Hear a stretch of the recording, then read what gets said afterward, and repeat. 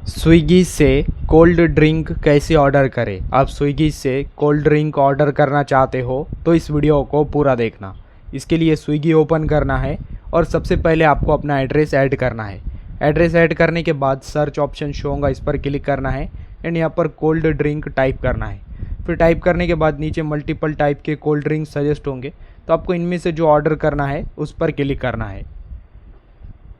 Then click करने के बाद फिर से आपको नीचे आपने जो टाइप सेलेक्ट किया है उस टाइप के मल्टीपल कोल्ड ड्रिंक सजेस्ट होंगे, तो आपको यहाँ से जो ऑर्डर करना है फिर से आपको उस पर क्लिक करना है।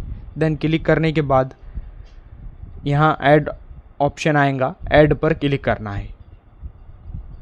देन नीचे व्यू कार्ट ऑप्शन आएगा, इस पर क्लिक करना है। देन फिर पेमेंट मेथड ओपन होगा, यहाँ पर पे पर क्लिक करना है एंड पेमेंट करना है। जैसे आप पेमेंट करेंगे आपका ऑर्डर कंफर्म हो जाएगा। तो अब इस तरह से ऑर्डर कर सकते हैं।